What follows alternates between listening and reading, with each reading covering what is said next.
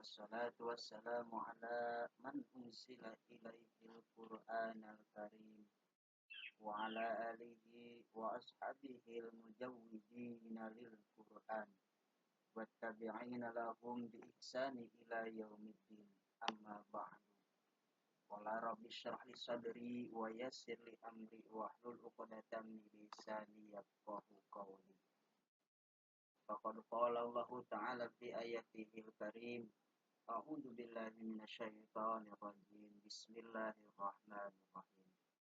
Wa nunazzilu minal Qur'ani ma huwa syifaa'un wa rahmatul lil mu'minin.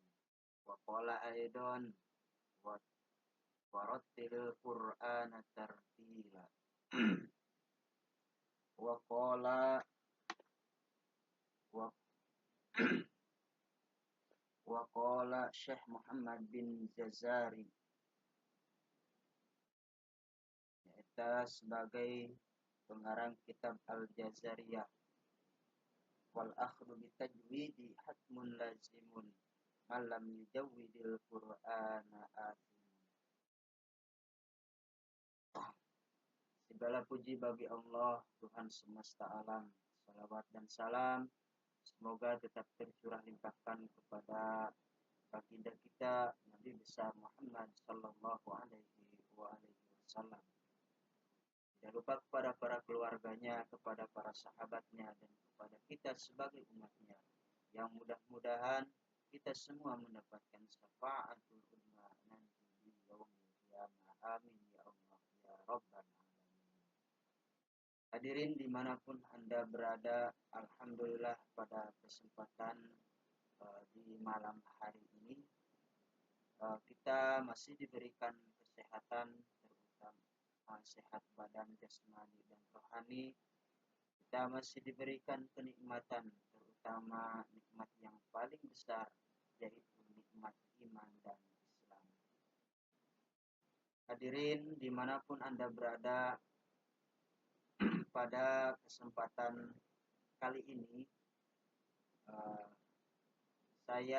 kita akan belajar, yaitu belajar tentang ilmu tajwid, yang mana ilmu tajwid ini sangat penting kita praktekkan, ya, baik itu di dalam sholat ataupun di luar sholat, yaitu ketika kita membaca Al-Quran.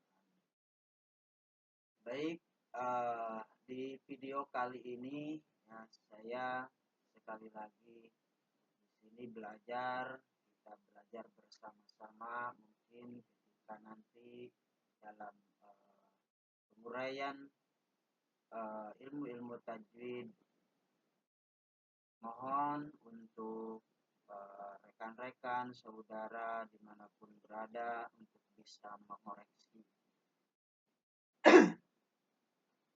Namun sebelum saya melanjutkan, yaitu belajar ilmu tajwid ini, mohon dukungannya ya, untuk video saya ini di subscribe seperti biasa, di like dan komen.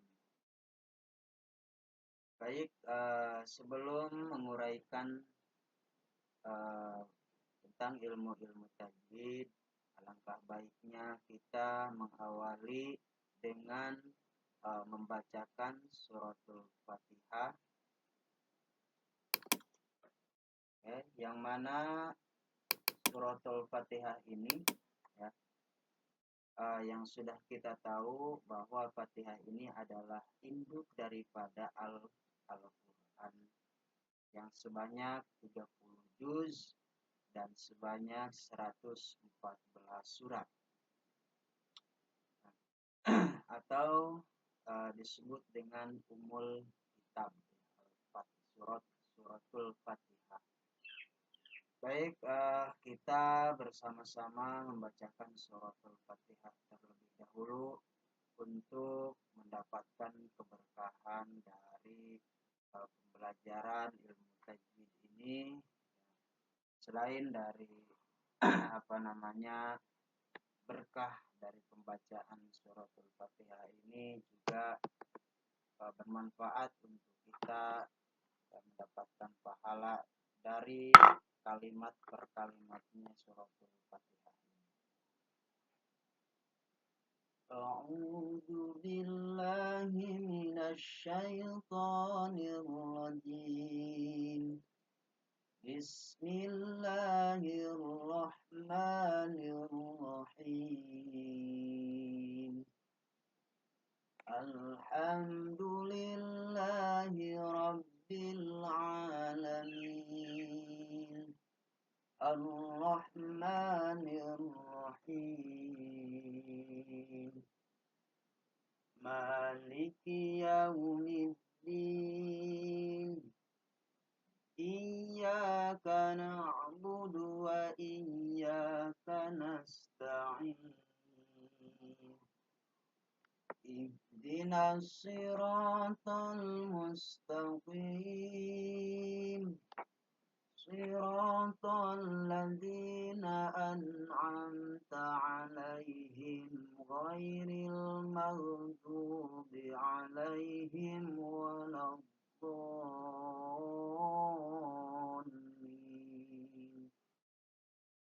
Rabbighfirli, amin. Ya, mudah-mudahan dari mengawali materi atau pembahasan dari ilmu tajwid ini dengan membacakan suratul Fatihah. Pertama, mudah-mudahan kita mendapatkan pahala dari Allah Subhanahu wa taala dan mudah-mudahan mendapatkan berkahnya dari suratul Fatihah untuk pembaca dan juga siapapun yang mendengarkan. Baik hadirin dimanapun Anda berada, di dalam Al-Quran, ya, di dalam Al-Quran itu wajib dan harus ketika kita membaca, ya, harus memakai ilmu tajwid. Karena di dalam pembacaan Al-Quran itu ada yang disebut dengan makharijul huruf, yaitu tempat keluarnya huruf. Misalkan mulai dari huruf A, itu tempat keluarnya huruf di mana? Yang letaknya yaitu di tenggorokan. Terus selanjutnya ada juga sifat huruf.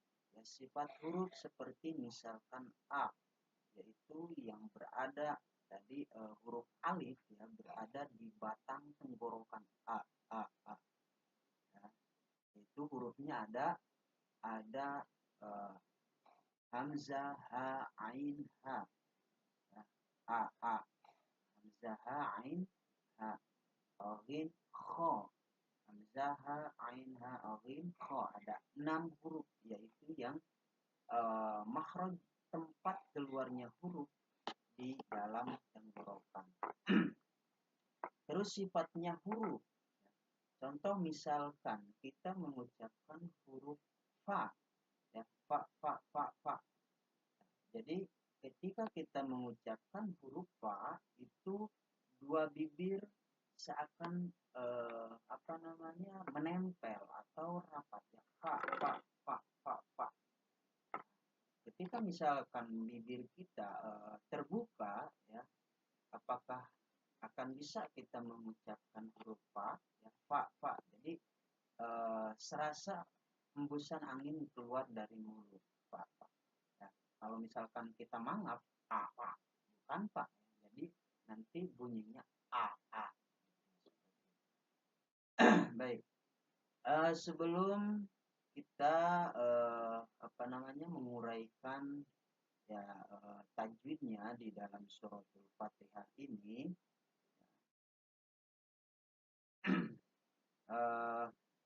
mungkin di sini saya akan menjelaskan pentingnya kita belajar ilmu. Saya akan bahas tentang ilmu tajwid, yang mana ya, bisa kita lihat di sini. Ini tulisan tangan tentang tajwid dari seorang guru, ya, pada pondok pesantren ilmu qiraat. Ini alhamdulillah saya mendapatkan ijazah ya, tentang buku tentang ilmu tajwid. Nah, ini bahasanya itu bahasa Sunda yang mungkin di sini ada yang paham tentang dari bahasa Sunda. Kalaupun tidak ada yang paham, insya Allah nanti akan saya terjemahkan ke dalam bahasa Indonesia. Untuk pasal yang pertama yaitu paslun. Pasal yang pertama ia pasal martelakeun hartina ilmu tajwid. Ya, atau kalau bahasa Indonesianya pasal ini menerangkan tentang ilmu tajwid. Ari tajwid nunggu bahasanya eta atahsin anu hartina ngabaguskeun. Ya. Saya ulangi dengan bahasa Indonesia. Tajwid menurut bahasa yaitu at-tahsin, ya, yang artinya yaitu membaguskan. Membaguskan bagaimana? Yaitu membaguskan dengan cara ketika kita membaca Al-Quran, baik itu di luar ketika sholat ataupun bahkan lebih wajib, lebih harus itu ketika kita melaksanakan sholat lima waktu. Nah, sedangkan menurut istilah ilmu tajwid yaitu ilmu yang membahas ilmu ya bahasu fihi an makharijil hurufi wasifatiha, yang artinya yaitu ilmu yang membahas dalam ilmu tajwid tempat keluarnya huruf dan sifat huruf. Nah, seperti tadi yang awal saya jelaskan, yaitu di dalam bacaan Al-Quran yaitu ada tempat keluarnya huruf atau disebut makharijul huruf dan sifat huruf. Sifat berarti letak pengucapan setiap kalimat atau setiap hurufnya. Selanjutnya yaitu pasal kedua, yaitu pasal yang menjelaskan hukum belajar ilmu tajwid. Nah, ini hukum belajar ilmu tajwid. Hukum belajar ilmu tajwid yaitu fardu kifayah. Apa fardu kifayah? Nah, ini fardu kifayah yaitu hal yang wajib dikerjakan oleh setiap orang yang baligh, ya. Jadi ilmu tajwid yang wajib dipelajari oleh orang yang sudah baligh. Cuma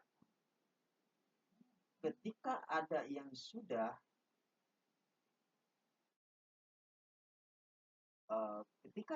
sudah mempelajari di salah satu kampung, misalkan ya, di salah satu kampung ada misalkan anak kita ya belajar di pondok pesantren, otomatis kan di situ pasti akan belajar yaitu selain dari kitab kuning dan kitab-kitab yang lainnya juga pasti mempelajari tentang ilmu tajwid. Nah, kaitannya tadi dengan fardu kifayah, ya, ketika misalkan ada yang mempelajari di salah satu kampung itu gugur kewajibannya atau dengan kata lain yaitu tidak mendapatkan dosa satu kampung tersebut. Nah, namun sebaliknya ketika misalkan di dalam satu kampung tersebut tidak ada yang belajar atau mempelajari tentang ilmu tajwid, ya, maka satu kampung itu berdosa. Nah, contoh lain selain daripada mempelajari ilmu tajwid yang kaitannya dengan fardu kifayah, yaitu contoh misalkan ada yang meninggal, mengurus jenazah ya, mengurus jenazah itu kan fardu kifayah. Fardu kifayah ini salah satu hal yang bisa diwakili oleh satu atau beberapa orang ya, sehingga eh, dalam satu lingkungan itu tidak mendapatkan dosa ketika misalkan ada satu atau dua orang yang melaksanakan. Nah, contoh tadi, contoh lainnya yaitu ketika mengurus jenazah itu kan fardu kifayah. Ketika misalkan di salah satu kampung itu ada yang meninggal, tidak ada yang mengurusi dari mulai memandikan, mengajikan ya, mengaji Yasin dan lain sebagainya gitu ya, sampai dengan mengkafani, mengkuburkan, tidak ada yang mengurusi misalkan. Nah, maka di salah satu lingkungan itu mendapat dosa semuanya. Jikalau ada yang mengurus ya jenazah tersebut satu atau dua orang, maka semua atau seluruh yang ada di lingkungan itu tidak mendapatkan dosa karena diwakili oleh satu dua orang tersebut, seperti itu. Terus selanjutnya, sedangkan hukum membaca menggunakan ilmu tajwid ya, di waktu melaksanakan sholat atau di luar sholat ya, maka hukumnya fardu ain, itu wajib ya. Fardu ain itu wajib, harus. Ini ketika di dalam sholat ataupun di luar sholat. Jadi menggunakan ilmu tajwid ketika di dalam sholat, yaitu ketika kita membaca yang paling utama itu membaca surat Fatihah. Maka ketika kita diimami oleh seorang imam ya, lebih bagusnya imam yang fasihat dalam pembacaan ayat-ayat Al-Qur'annya. Itu yang wajibnya yaitu surat Fatihah. Jika misalkan belepotan atau bahkan tajwidnya hancur gitu ya, maka bukan tidak sah ya, jadi kurang sempurna seperti itu.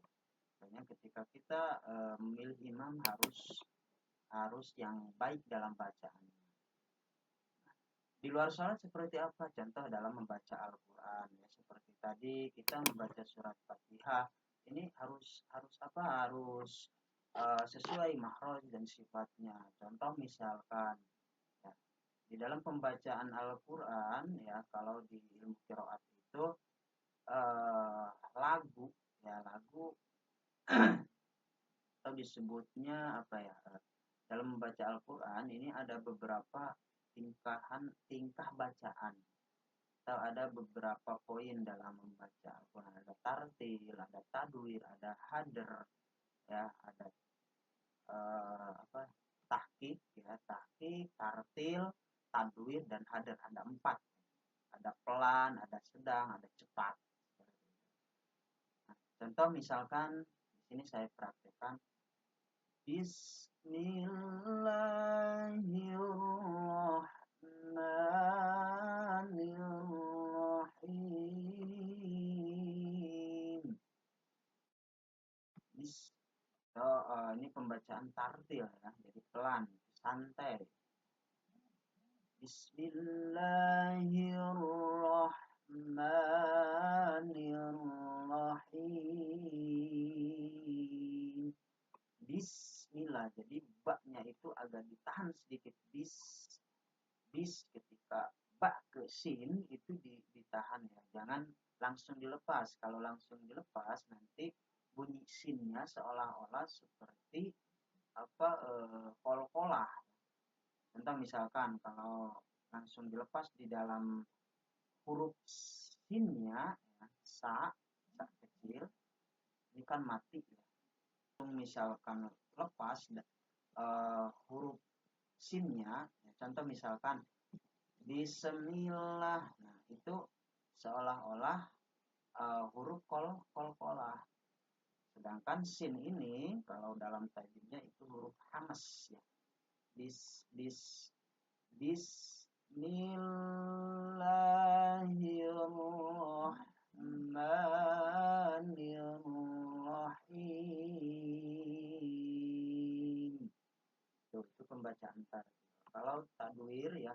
Kalau tadwir itu lagamnya seperti murotal gitu ya, tahfidz ya, hafiz itu tadwir.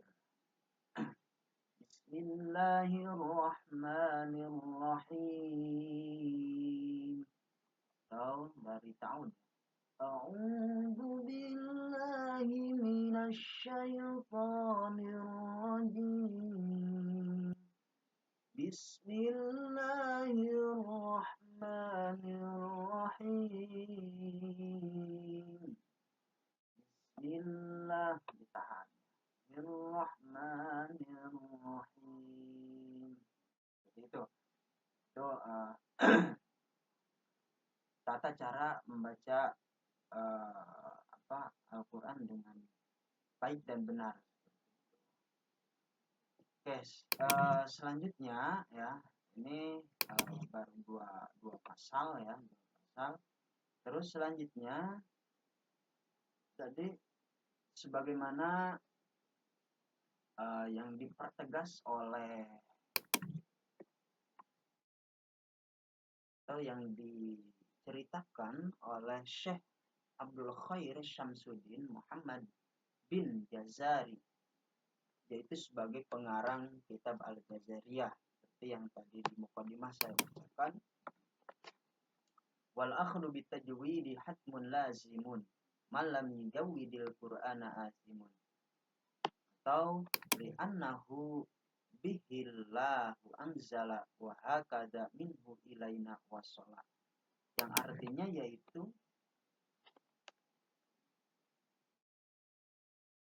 menggunakan tajwid itu wajib hukumnya untuk orang yang membaca Quran. Maka siapapun orangnya yang membaca Quran tidak memakai tajwid atau tidak membaca hukum tajwid, maka dosa. Seperti itu. Nah, itulah mungkin untuk materi tentang ilmu tajwid di kesempatan ini. Untuk lebih luasnya lagi, silahkan ditonton video-video saya berikutnya ya, untuk season berikutnya. Mohon maaf dari segala kekurangan karena di sini saya juga masih belajar ya. Jadi belajar untuk mendengarkan bacaan, terus selanjutnya belajar untuk mengingat kembali. Karena kalau ilmu kita tidak diamalkan, ya minimal kepada diri sendiri, maksimalnya kepada orang lain, itu akan hilang seperti itu. Oke, terima kasih yang sudah menyimak. Terakhir jangan lupa untuk di subscribe, ya, di like dan komen. Sekian, terima kasih. Assalamualaikum warahmatullahi taala wabarakatuh.